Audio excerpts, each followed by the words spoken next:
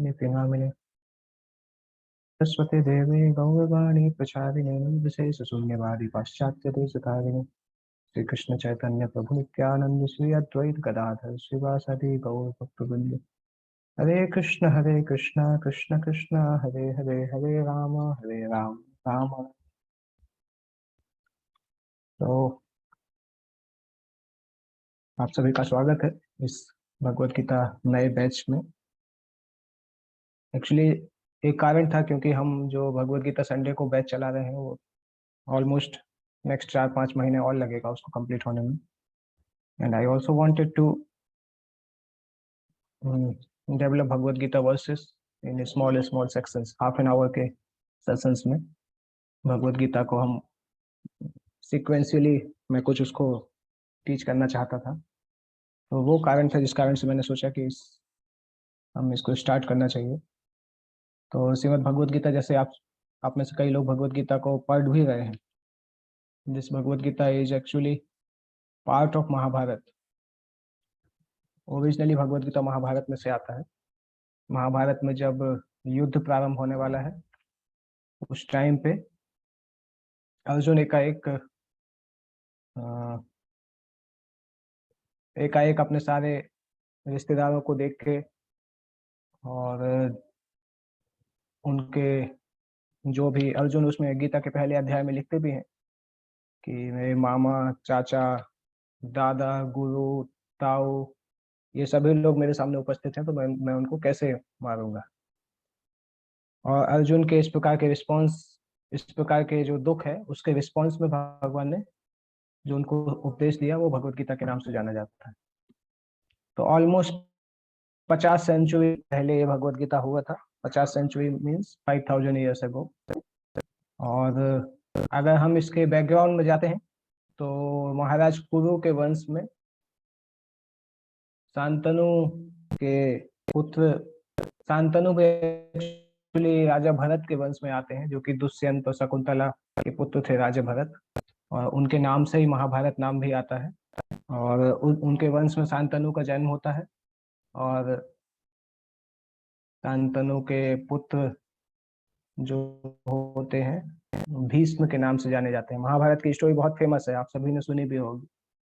और भीष्म जब विवाह नहीं करने का व्रत लेते हैं उसके बाद उस वंश में फिर सत्यवती और इनका विवाह होता है शांतनु का।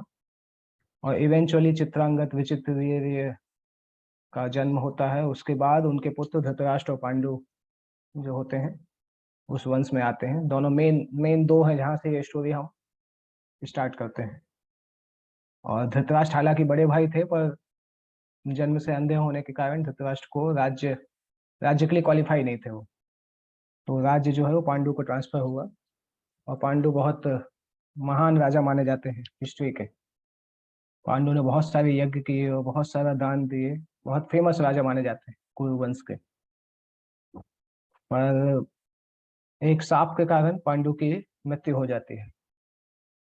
अभी हम डिटेल में नहीं जा रहे हैं किस प्रकार से सांप होता है, कैसे होता है। तो पांडु की मृत्यु होने के बाद पांडु के जो पुत्र हैं वो छोटे छोटे रहते हैं और धृतराष्ट्र को राजा बनाया जाता है। एक्चुअली धृतराष्ट्र को इनहेरिटेड राजा के जैसा रखा जाता है तब तक जब तक कि पांडु के पुत्र बड़े नहीं होते हैं, क्योंकि धृतराष्ट्र और पांडु दोनों के पुत्रों में युधिष्ठिर बड़े रहते हैं। तो राज्य हमेशा से युधिष्ठिर के ही पास रहता है। धृतराष्ट्र उसको कैरी फॉरवर्ड करने वाले रहते हैं। जब तक युधिष्ठिर छोटे हैं तब तक धृतराष्ट्र राज्य करेंगे, और जब युधिष्ठिर बड़े हो जाएंगे तो धृतराष्ट्र उनको ट्रांसफर कर देंगे। This was the deal. और पांचों भाई छोटे थे इसलिए वो धृतराष्ट्र की केयर में थे, और for the time being Dhritarashtra राजा बन जाते हैं। तो इस तरह से देखा जाए तो एक ही वंश में और एक ही राजमहल में धृतराष्ट्र और पांडु दोनों के पुत्र रहने लगे और दोनों ग्रो करने लगे। दोनों को मिलिट्री की ट्रेनिंग दी गई। इवेंचुअली द्रोणाचार्य को द्रोणाचार्य से रिक्वेस्ट किया गया कि इनको मिलिट्री की ट्रेनिंग दे, दोनों पांडवों को और कौरवों को। और हालांकि दोनों कुरु वंश में आते हैं, पर चूंकि ये पांडु के पुत्र थे इसलिए इनको पांडव बोलते हैं। वो कौरव उस वंश में आते थे तो उनको कौरव बोलते थे, बट दोनों कुरु वंश के हैं। और भीष्म बहुत चाहते थे कि दोनों पांडव कौरव मिलजुल के रहें, परंतु भीष्म ने जब भी ऑब्जर्व किया था कि जो दुर्योधन जो था वो पांडवों से बहुत ईर्ष्या करता था, और बचपन से ही दुर्योधन ने पांडवों को जान से मारने का भी प्रयास किया। स्पेशली भीम के साथ दुर्योधन की बहुत ज्यादा शत्रुता थी। भीम को एक बार उसने जहर भी देने का प्रयास किया, और जब क्योंकि भीम बहुत शक्तिशाली भी था और दुर्योधन को ऐसा लगता था कि भीम ही उसको मारेगा। 100 के 100 कौरव ब्रदर्स जो हैं भीम से हार जाते थे। तो दुर्योधन लगातार ईर्ष्या करता था, और बड़े होते होते वो ईर्ष्या लगातार बढ़ती गई। और धृतराष्ट्र भी हालांकि पांडवों को प्रेम भी करता था, परंतु वो अपने पुत्र के अंधे प्रेम में पागल था। तो धृतराष्ट्र ने भी सोचा कि मेरे पुत्रों को राज्य मिलना चाहिए, पांडवों को नहीं मिलना चाहिए। तो यहाँ से ये चीज चालू हुई। यहाँ पे हम देखते हैं दो प्रकार की हिस्ट्री है, एक रामायण और एक महाभारत। रामायण में हम देखते हैं एक्चुअली दोनों में राज्य जो है वो सेंटर पे है, परंतु रामायण में हम देखते हैं कि उस राज्य को फुटबॉल के जैसे एक एक भाई दूसरे भाई के पास दे रहा है, कोई भी लेना नहीं चाहता है। राम को जैसे ही पता चला कि अ, उनको जंगल जाना है, तुरंत उन्होंने राज्य छोड़ दिया, भरत के लिए छोड़ दिया। बाद में भरत को जब पता चलता है, भरत बोलते हैं कि मैं तो राज्य नहीं चाहता था, तो फिर भरत उस राज्य को फुटबॉल जैसा मार फेंक देते हैं। तो एक रामायण में एक वो आता है डिटेल, और दूसरा आता है ये महाभारत में, जिसमें एक राज्य के कारण इतनी लड़ाई हुई। जिसके पास राज्य गया वो छोड़ना ही नहीं चाहता, ना दुर्योधन छोड़ना चाहता था, ना धृतराष्ट्र छोड़ना चाहता था, उसी के लिए लड़ाई हुई। तो दो अपोजिट एग्जाम्पल देखने मिलते हैं। और फिर जब दुर्योधन को इच्छा हुई कि पांडवों से कैसे राज्य वापस लेना चाहिए, और उसके पिता भी उसमें साथ देते थे, और उस कारण से ये युद्ध की तरफ अग्रसर हुआ। पूरा का पूरा जो सीक्वेंस है युद्ध की तरफ आगे बढ़ा, क्योंकि दुर्योधन ने प्रयास किए पांडवों को मारने का, और विदुर की प्रोटेक्शन के कारण और भगवान कृष्ण की प्रोटेक्शन के कारण पांडव इतने इतने सारे प्रयासों से बच के निकल के आए।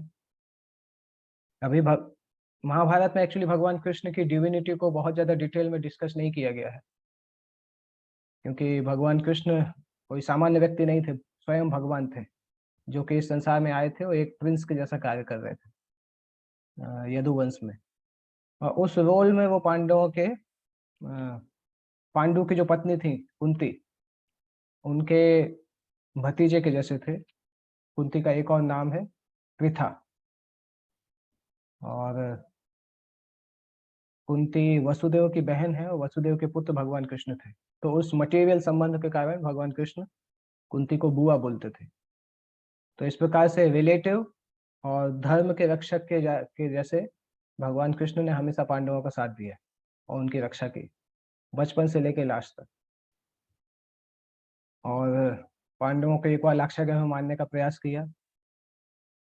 उसके बाद जब वो लोग बच के आए, वापस लौटे, तो अल्टीमेटली दुर्योधन ने पांडवों को चैलेंज किया गैम्बलिंग के लिए।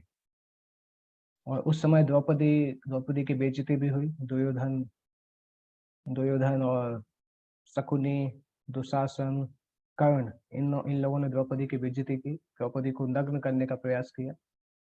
भगवान कृष्ण ने द्रौपदी को बचाया, पर गैम्बलिंग मैच के द्वारा इवेंचुअली पांडवों के साथ ऐसा हुआ कि पांडवों को उनका राज्य छोड़ना पड़ा और 13 साल के लिए वन में जाना हुआ।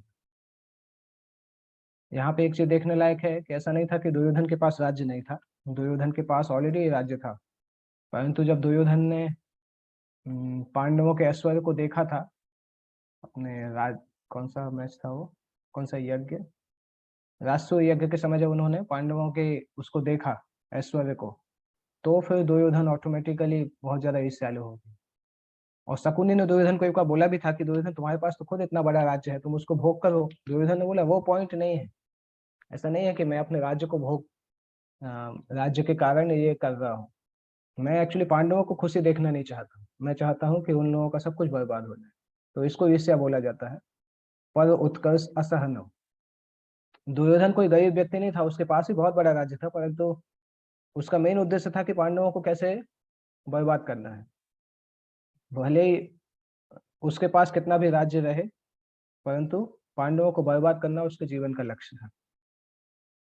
और राजसूय यज्ञ के समय उसने जो इंद्रप्रस्थ में जो पांडवों का ऐश्वर्य देखा था वो उसको डाइजेस्ट नहीं हो रहा था। तो उसको छीनने के लिए ये पूरा गैम्बलिंग मैच हुआ, और उस गैम्बलिंग मैच के बाद द्रौपदी का वस्त्र हरण की करने का प्रयास किया गया, और इवेंचुअली पांडवों को अपने राज्य से हाथ धोना पड़ा। 13 साल के लिए 12 साल वनवास, 1 साल का अज्ञातवास। महाभारत में इसको डिटेल में बताया गया है। और जब वनवास से लौटते हैं तो पांडव फिर से अपने किंगडम को वापस मांगते हैं, पर दुर्योधन मना कर देता है। बोलता है एक सुई की नोक के बराबर भी भूमि नहीं देंगे। और उसके बाद पांडव मांगते हैं कि ठीक है, हम चूंकि क्षत्रिय हैं तो हमें राज्य तो करना है, इसलिए राज्य करने के लिए आप हमें कम से कम 5 गांव दे दीजिए। पर दुर्योधन वो भी नहीं देता है। ये बोलता है कि मैं हम आपको सुई के नोक के बराबर जमीन भी नहीं देंगे। पांडव हमेशा अभी तक इस लिमिट तक पांडव लगातार सहन कर रहे थे। हालांकि दुर्यो नहीं, भीमसेन कभी कभी गुस्सा करते थे, परंतु ओवरऑल युधिष्ठिर की गाइडेंस में पांडव सब कुछ सहन कर रहे थे। और अभी ऐसा लग रहा था कि अब लड़ाई रोकी नहीं जा सकती है। और जब इस प्रकार से दुर्योधन ने कहा, तो उसके बाद फिर स्टार्ट हुआ कि अभी युद्ध चालू करना है। और भगवान कृष्ण ने एक बार फिर से प्रयास किया कि शांति का प्रस्ताव लेके जाएं, क्योंकि पूरा संसार डिवाइड होने लगा था। कुछ राजा जो डेमोनियक थे वो कौरवों की साइड में जा रहे थे, और जो सत्वगुणी थे, सत्वगुणी मतलब अच्छे लोग थे, वो पांडवों की साइड आ रहे थे। तो इवेंचुअली भगवान कृष्ण ने फिर से प्रयास किया शांति दूत बन के शांति की स्थापना करने का, और वो धृतराष्ट्र के कोर्ट में जाते हैं शांति का प्रस्ताव लेके। और दुर्योधन इतना ज्यादा आसुरी प्रवृत्ति का होता है कि उसके मन में इच्छा होती है कि कृष्ण को अगर हमने बंदी बंदी बना लिया तो पांडव अपने आप हार जाएंगे। तो वहां पे वो अपने सैनिकों के साथ कृष्ण को बंदी बनाने का प्रयास करता है। और वो दुर्योधन की फूलिशनेस भी होती है, फूलिशनेस बोल सकते हैं। भगवान कृष्ण बोलते भी हैं कि ये मूर्ख व्यक्ति है। भगवान बोलते हैं ठीक है, अभी तुम बंदी बना के ही दिखाओ मुझे। और वो अपने सैनिकों को छोड़ता है, और उस टाइम पे भगवान कृष्ण अपना जो स्वरूप दिखाते हैं। शास्त्रों में ऐसा बताया गया है कि जो स्वरूप था वो पूरी तरह से विश्वरूप नहीं था, क्योंकि फुल विश्वरूप भगवान ने गीता में दिखाया है।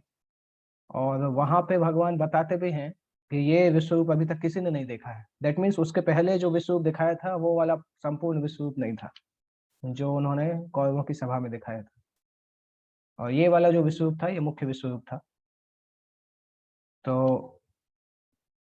फिर भगवान वहां से चले जाते हैं। वहां पे महाभारत में डिस्क्रिप्शन भी आता है कि उस विश्वरूप का दर्शन द्रोणाचार्य ने किया, भीष्म ने किया, विदुर ने किया, कृपाचार्य ने किया, और बाकी लोग उसको देख नहीं पाए। मतलब इतना ज्यादा लाइट था कि वो उतना दर्शन उनको देखा, परंतु कुछ समझ में नहीं आया।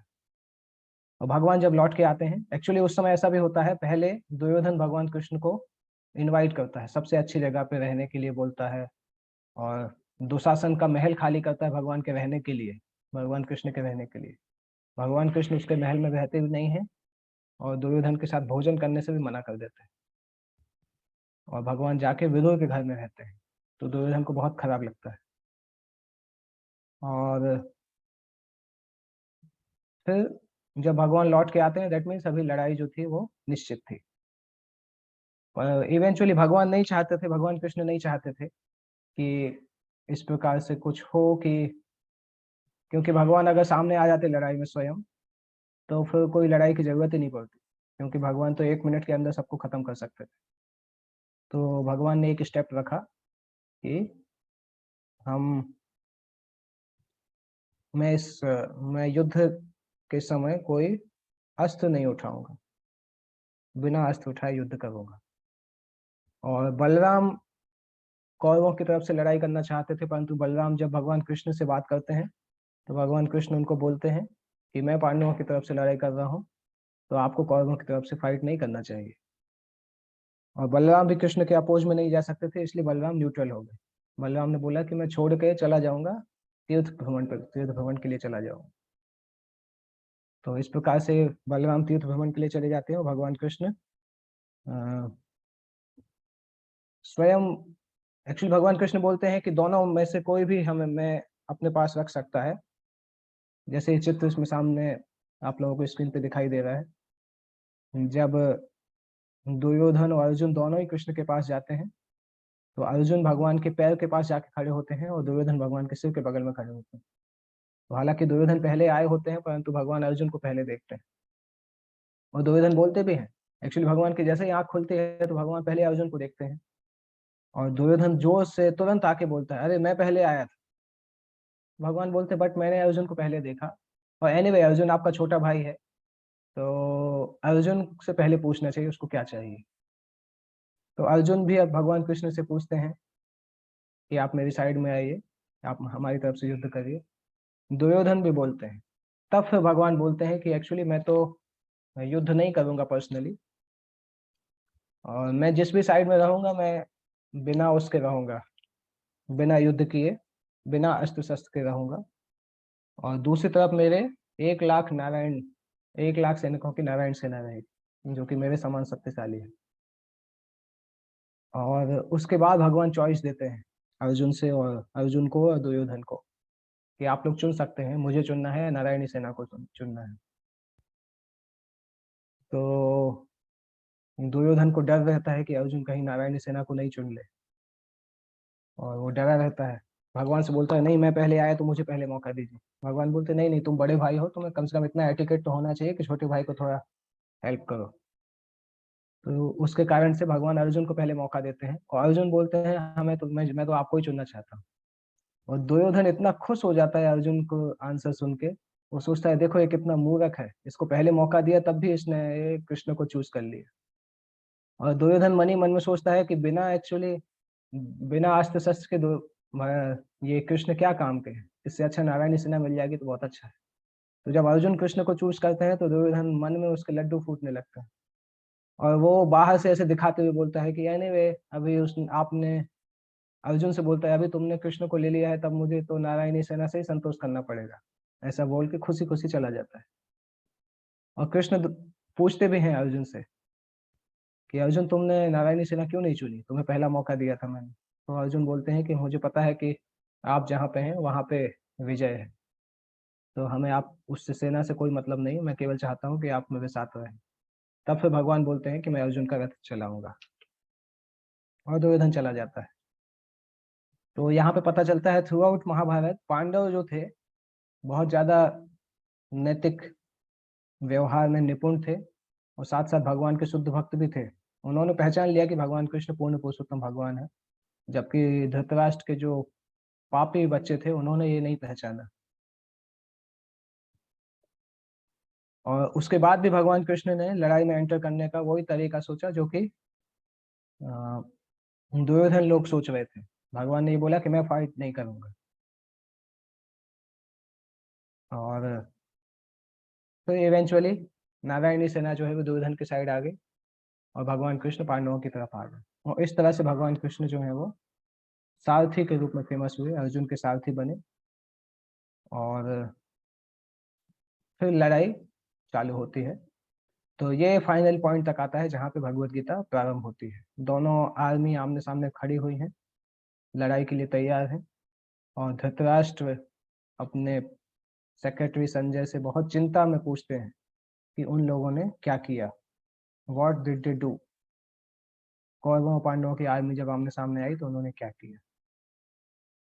तो यहाँ पे ये सीन सेट होता है जहाँ से भगवत गीता की शुरुआत होती है।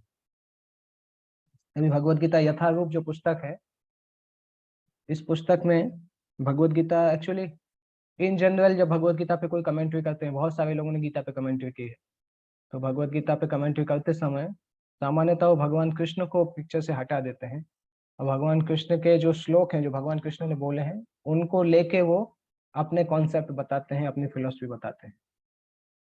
बहुत सारे लोग तो महाभारत को मिथोलॉजी बोलते हैं कि ये तो कल्पना है, और इसमें से अलग अलग वियर्ड टाइप के एक्सप्लेनेशन बनाते हैं।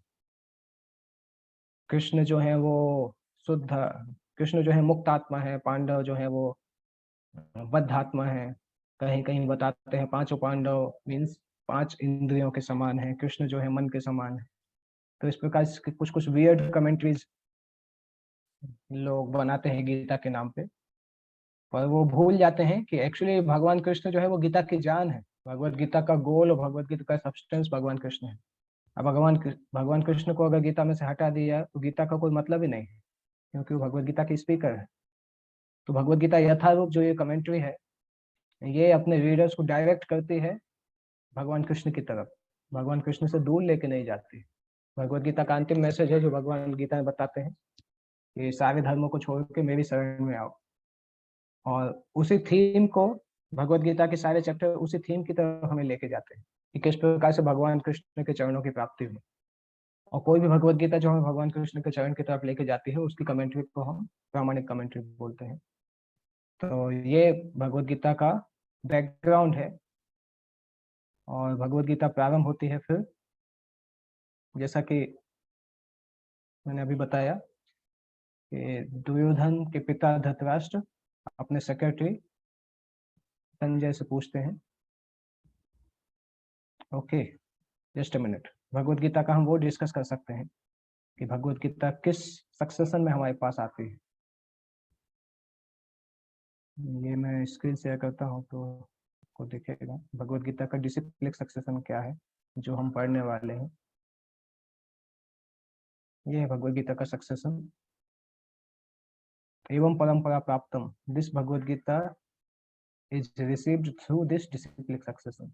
भगवान कृष्ण ने ये गीता, आध्यात्मिक ज्ञान का सक्सेशन है ओरिजिनली ये। भगवान कृष्ण ने ये गीता सबसे पहले ब्रह्मा जी को बोली थी। ब्रह्मा जी ने आध्यात्मिक नॉलेज नारद मुनि को प्रदान किया, जो कि उनके पुत्र हैं। नारद मुनि ने वो आध्यात्मिक ज्ञान वेद व्यास को प्रदान किया। वेद व्यास ने महाभारत को लिखा था। महाभारत को बोला था और गणेश जी ने लिखा था, क्योंकि भगवान कृष्ण जब अर्जुन से बात कर रहे थे तो वेद व्यास भी उसको सुन रहे थे। वेद व्यास ने भी सुना था और संजय ने भी सुना था। संजय जो है व्यास के शिष्य हैं। तो वेद व्यास ने उसको कंपाइल किया, महाभारत को कंपाइल किया।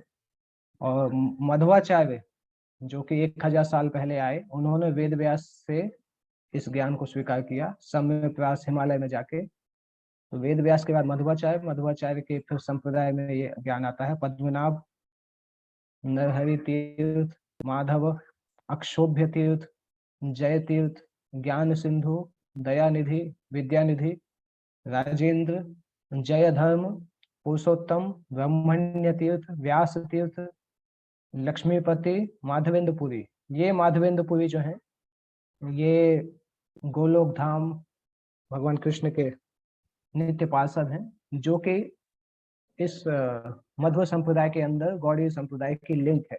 क्योंकि माधवेंद्रपुरी से ईश्वरपुरी दीक्षा लेते हैं, नित्यानंद प्रभु अद्वैताचार्य दीक्षा लेते हैं। और ईश्वरपुरी के शिष्य जो हैं चैतन्य महाप्रभु है, जो कि राधा कृष्ण के अवतार माने जाते हैं।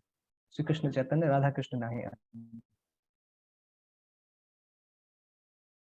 और उनसे यह संप्रदाय फिर स्टार्ट होता है, गौड़ी संप्रदाय। रूप सनातन, रघुनाथ दास, जीव गोस्वामी, कृष्णदास कविराज गोस्वामी, नरोत्तम दास ठाकुर, विश्वनाथ चक्रवर्ती ठाकुर, बलदेव विद्याभूषण, जगन्नाथ दास बाबा जी, भक्ति विनोद ठाकुर, गौर कृष्णदास बाबा जी, भक्ति सिद्धांत सरस्वती ठाकुर और ऐसे भक्ति वेदांत स्वामी प्रभुपाद। ये जो है हिज डिवाइन ग्रेस ऐसी भक्ति वेदांत स्वामी प्रभुपाद, इन्होंने पाश्चात्य देशों में जाकर इस्कॉन संस्था की स्थापना की और इन्होंने इस भगवत गीता को ट्रांसलेट भी किया है। तो ये भगवत गीता का डिसिप्लिक सक्सेशन है। इस परंपरा में हमें ये गीता प्राप्त होती है। और अभी हम इसको डिस्कस कर सकते हैं। भगवत गीता चैप्टर 1, टेक्स्ट 1, भगवत गीता का पहला अध्याय और पहला श्लोक। मैं जस्ट स्क्रीन शेयर करता हूँ, then we can. Okay, Bhagavad Gita के पहले अध्याय का नाम है कुरुक्षेत्र के युद्ध स्थल में जो दोनों कौरव और पांडवों की जो आर्मी थी, उनका निरीक्षण। कुरुक्षेत्र के युद्ध स्थल में सेनाओं का निरीक्षण, observing the armies on the battlefield of Kurukshetra. तो युद्ध पर्व के अंदर ये ग्रंथ आता है और धृतराष्ट्र से प्रारंभ होता है। धृतराष्ट्र वाच, धृतराष्ट्र जो है संजय से इंक्वायरी करते हैं और उस इंक्वायरी के उत्तर में संजय जो है वो कुरुक्षेत्र के युद्ध स्थल से बताते हैं। कुरुक्षेत्र के युद्ध स्थल में क्या चल रहा है ये बताते हैं। अगर आप महाभारत पढ़ेंगे तो उसमें ऐसा भी आता है कि जो संजय जो थे, संजय एक्चुअल में युद्ध में गए थे, और जब उन्होंने भीष्म की जब मृत्यु होती है, भीष्म जब सैया पे आते हैं, तब वो 10वें दिन वापस आते हैं और तब गीता सुनाना चालू करते हैं।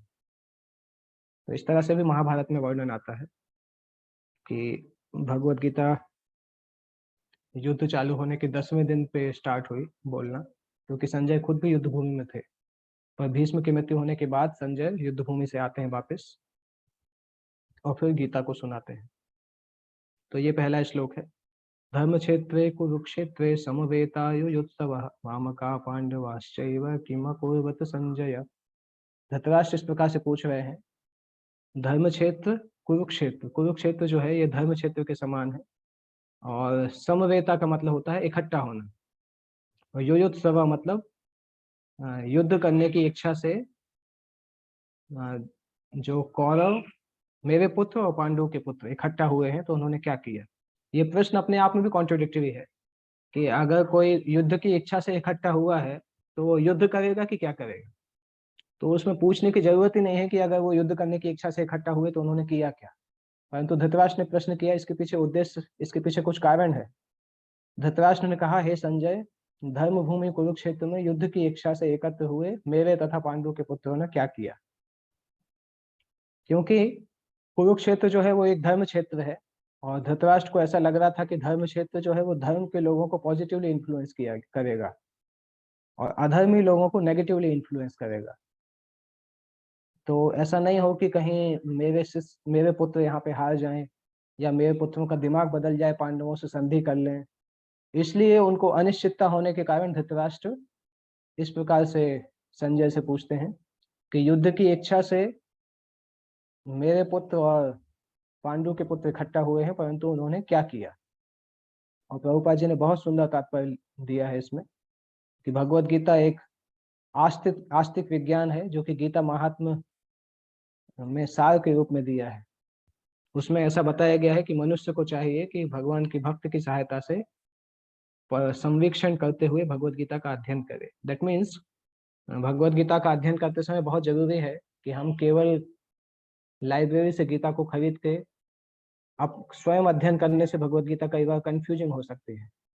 जब तक हम किसी भगवान कृष्ण के भक्त की सहायता से गीता को नहीं समझते हैं, तब तक हो सकता है गीता को हम पढ़ेंगे और नहीं समझ पाएंगे।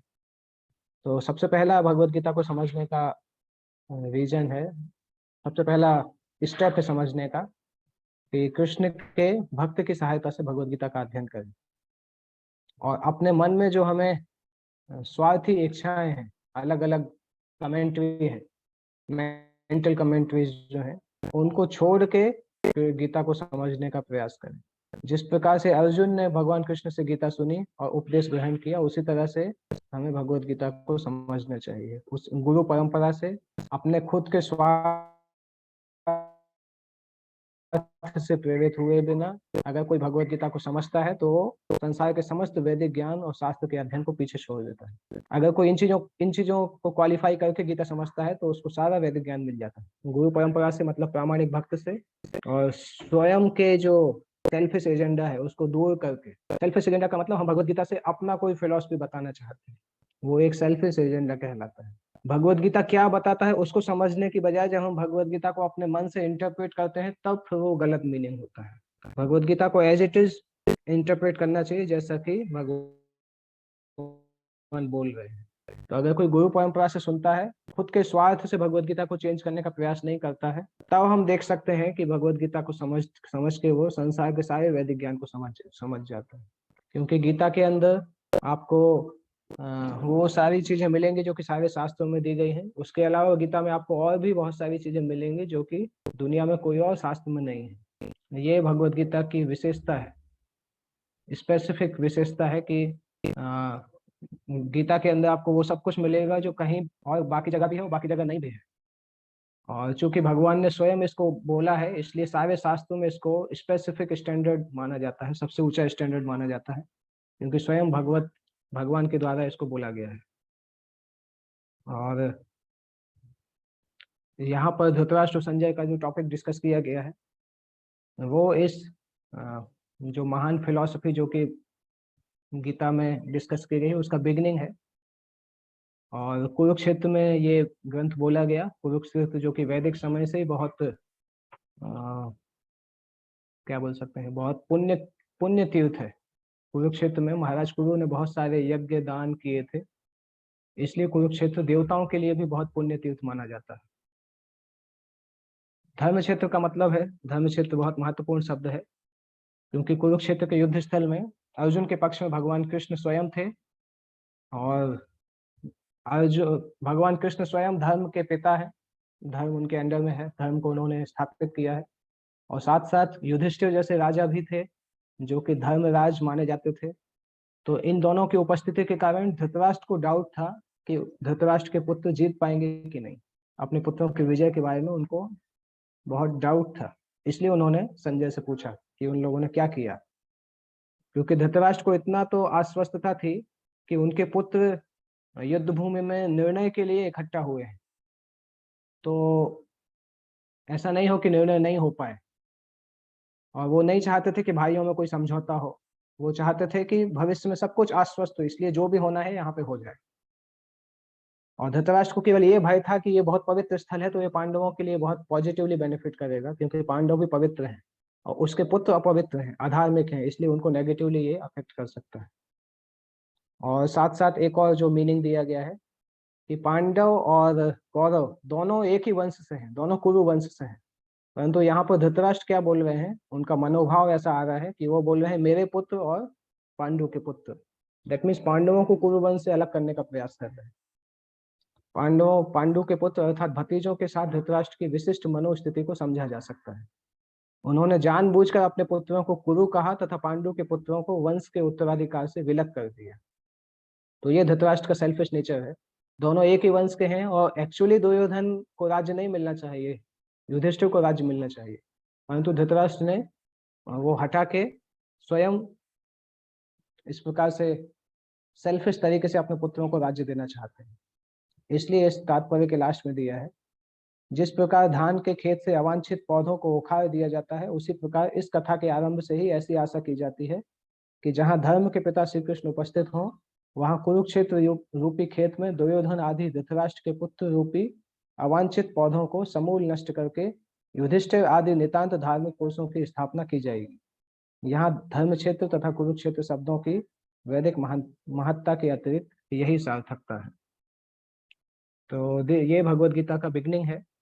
आज हमने इसका बैकग्राउंड डिस्कस किया और साथ साथ इसका पहला श्लोक डिस्कस किया। नेक्स्ट सेशन में हम सेकंड श्लोक से स्टार्ट करेंगे, क्योंकि मैं सोचा था इसको आधे घंटे का क्लास रखने का ही, जिससे कि लोग समय निकाल सकें आधे घंटा। तो किसी को कोई प्रश्न है तो पूछ सकते हैं। Already we have about half an hour we discussed. किसी को कुछ पूछना है तो पूछ सकते हैं। और नेक्स्ट सेशन में इवेंचुअली इसको फिक्स कर देंगे हम किस किस दिन इसको करेंगे, तो आप लोगों को मैसेज मिलता रहेगा। यस ओम प्रभु आपने हाथ उठाया। आवाज नहीं आ रही,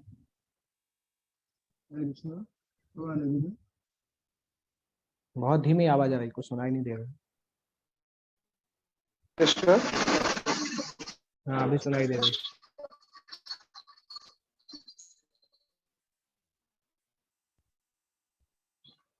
मैं तो ऐसा बोल रहा था कि आगे एक श्लोक में भी वो आता है कि हरे कृष्ण। आवाज आ रहा है क्या? हाँ अभी आ रहा है।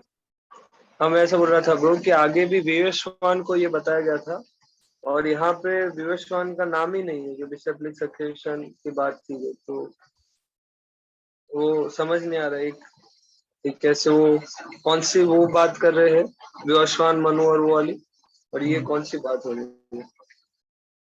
जो चौथे अध्याय में जो विवस्वान का वर्णन किया गया है कि भगवान ने विवस्वान को ज्ञान दिया था, वो जो परंपरा है वो राजवंशों की परंपरा है, जब उन्होंने राजाओं को ज्ञान दिया था। और ये जो परंपरा जो यहाँ पे लिखी गई है, ये परंपरा एक्चुअली परमहंस की परंपरा है, साधुओं की परंपरा है। दो अलग अलग परंपराओं का डिस्क्रिप्शन हुआ है। क्योंकि राजा लोग अपने शिष्य नहीं बनाते हैं, जो डिसिप्लिन सक्सेशन होता है वो गुरु और शिष्य के द्वारा होता है। राजवंश में तो वो चलता रहता है, परंतु वो परंपरा जो थी वो राजाओं के द्वारा चल रही थी, और ये परंपरा जो थी है ये परमहंसों के द्वारा चल रही है। तो दोनों परंपराओं में भगवान ने गीता का ज्ञान दिया है। जैसे यहाँ पे अर्जुन को भगवान ने ज्ञान दिया, परंतु अर्जुन ने कोई अपने शिष्य नहीं बनाए, वो ज्ञान व्यासदेव ने सुना और व्यासदेव से परंपरा चलती हुई व्यासदेव ने फिर मध्वाचार्य को दिया। तो एक राज परंपरा है और एक परमहंस की परंपरा है, साधुओं की परंपरा है। दोनों परंपराएं गीता की चलती हैं। ओके। तो और एक मुझे क्वेश्चन था, शायद ये पता नहीं मतलब सही है पूछना है, वैष्णव अपराध भी ला सकते हैं, पता नहीं। पर प्रभु मैं ये सोच रहा था कि कभी कभी मैंने देखा है कि भगवत गीता को इस्कॉन में ही बहुत बार कुछ अच्छे अच्छे चीजें सीखने के लिए यूज किया जाता है। जैसे उसके 6-7 मीनिंग 8 मीनिंग, मतलब मैंने कुछ वेबसाइट्स पे ऐसे देखे हैं तो एक ही श्लोक के डाइल्यूट करने के लिए, या फिर मतलब हमने लाइफ में कैसे उतार सकते हैं तो उसके मीनिंग। तो क्या ये भी एक पर्सनल इंटरप्रिटेशन या स्पेक्यूलेशन है, या फिर ये मतलब ऑथेंटिक है या क्या है, ये समझ नहीं पा रहा हूँ। भगवत गीता के ऑथेंटिक मीनिंग वो हैं जो कि आचार्यों ने लिखे हैं। आचार्यों ने जो मीनिंग्स लिखे हैं वो ऑथेंटिक हैं। और ऑब्वियसली अगर हम कोई दवाई को यूज करते हैं तो उसके कुछ कुछ साइड बेनिफिट तो होते हैं। तो गीता के लिए, गीता के द्वारा लोग टाइम मैनेजमेंट, स्ट्रेस मैनेजमेंट सिखाते हैं, परंतु हमें समझना चाहिए कि वो गीता का मुख्य उद्देश्य नहीं है। अगर उसके मुख्य उद्देश्य को समझ के उसी लिए गीता पढ़ेंगे तो अपराध कहलाएगा, क्योंकि इसका मुख्य उद्देश्य वो है जो भगवान बोलना चाहते हैं। अगर उस तरह से स्वीकार करेंगे तो प्रामाणिक होगा, और अगर इसका मेन मीनिंग ही हम दूसरी तरफ लेके जाएंगे तो वो अपराध कहलाएगा। तो क्या हमें उसको ऐसे प्रेजेंट करना चाहिए दूसरे हम ये लोगों के बता लिए? सकते हैं कि भगवत गीता के प्रिंसिपल अप्लाई करके व्यक्ति को ये सब फायदे मिल सकते हैं, परंतु साथ में हमें ये बताना चाहिए कि वो वास्तविक फायदे नहीं है। वास्तविक फायदा आध्यात्मिक फायदा है। जैसा कि मैंने बताया, एक दवाई का मेन इफेक्ट है, एक उसका साइड इफेक्ट है। तो साइड इफेक्ट को हम मेन इफेक्ट जैसा मान के प्रमोट नहीं कर सकते। और ब्रो इसका मतलब ये भी नहीं है ना कि हम अभी उतने स्तर पे नहीं है, वो लोग ऊपर स्तर पे, इसलिए वो ज्यादा डीप अंडरस्टैंडिंग ले पा रहे, रिलीज कर पा रहे भगवत गीता को, इसलिए वो ऐसे ऐसे नए नए मीनिंग्स उसमें से समझ पा रहे कि ये श्लोक में से हमें ग्रेटिट्यूड सिखा रहा है, ये श्लोक हमें सिखा रहा है कि इसको कैसे हम अपने क्रोध से बचे। तो ये सब चीजें वो ज्यादा अंडरस्टैंडिंग है, या फिर वो लोग इंटरप्रेट कर रहे हैं, इसको कैसे समझे दो नहीं, मीनिंग्स को? ऑब्वियसली भगवत गीता वेदों का हिस्सा है। तो वेद जो है वो, जैसे भागवत के ग्लोरिफिकेशन में भी आता है कि सेम भागवत देवता अलग तरीके से समझते हैं, असुर अलग तरीके से समझते हैं। तो भगवत गीता भी वेदों का हिस्सा है, तो व्यक्ति ये समझ सकता है। दैट मीन्स उसमें से अगर कोई एंगर मैनेजमेंट सीख रहा है या ग्रेटिट्यूड सीख रहा है तो वो मीनिंग है उसके अंदर। ऐसा नहीं कि वो मीनिंग नहीं है उसके अंदर, इंटरप्रेट किया जा सकता है, परंतु वो मुख्य मीनिंग नहीं है। उसको हम ये नहीं बोल सकते कि यही भगवत गीता भगवान सिखाना चाह रहे हैं। भगवान भगवत गीता में सिखाना चाहते हैं कि किस प्रकार से आध्यात्मिक जीवन में आगे जाएं। तो साइड मीनिंग को मेन मीनिंग में नहीं समझा जा सकता है, उसको साइड मीनिंग जैसे समझा जा सकता है। Okay, yes sir, thank you. ठीक है। तो we can end here. Next class में वन क्वेश्चन चैट बॉक्स में आया है, हरे कृष्णा प्रभु जी, दंडवत प्रणाम। How should one avoid offences in Krishna consciousness life like Arjun Maharaj performed this war? How should one avoid offences in Krishna consciousness life? Okay, मुझे question पूरी तरह से क्लियर नहीं हुआ। ये अर्जुन का एग्जाम्पल क्यों इसमें दिया गया है? क्योंकि क्वेश्चन तो यहाँ पे खत्म हो जाता है, हम कृष्णा कॉन्शियस लाइफ में अपराध को कैसे अवॉइड करें, ठीक है। और उसका और अर्जुन से क्या संबंध है वो मुझे पता नहीं। एनीवे, अपराध को खत्म करने के लिए कृष्ण भक्ति, कृष्णा कॉन्शियस लाइफ में अगर अपराध को हम खत्म करना चाहते हैं तो हमें उसकी ग्रेविटी को समझना होगा। जैसे अगर हमें पता है कि कोई चीज जहर जहर खाने से हमारी मृत्यु हो जाती है तो हम उस जहर को नहीं खाएंगे, चाहे कितनी प्यास लगी हो। तो अगर हमें पता है कि हम कृष्ण भक्ति में अपराध करेंगे तो अपराध करने से हमारा पतन होने वाला है, तो हम अपराध नहीं करेंगे।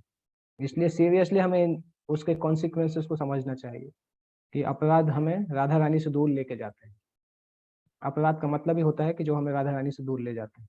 अगर अपराध करेंगे तो हम कृष्ण के चरणों में नहीं जा पाएंगे। तो वो समझ के बार बार हमें अपने आप को उसको कंटेम्पलेट करना पड़ेगा। मनसी विचिंत्य बारंबार, इस प्रकार से आदि शंकराचार्य लिखते हैं। अपने मन में बार बार उसको विचार करना होगा, तब हम फिर अपराध नहीं करेंगे। ओके, तो we can end here.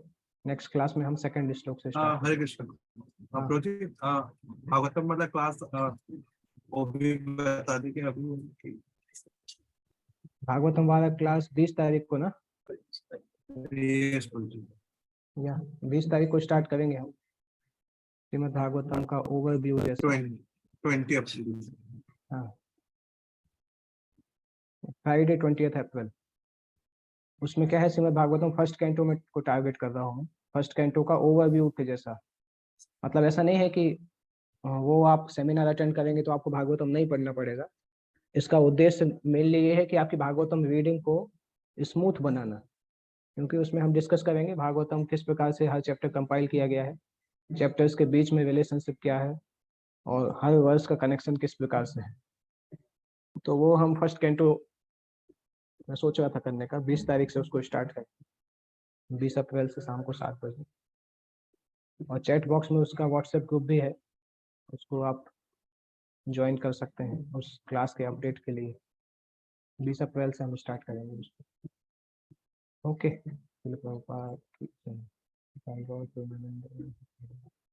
Devotees जो भी ज्वाइन करना चाहते हैं इस लिंक से ज्वाइन करिए। शिवम प्रो थोड़ा सा और रखिएगा मीटिंग तो डिवोटीज आएंगे।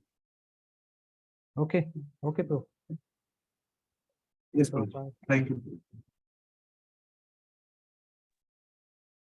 हरे कृष्ण।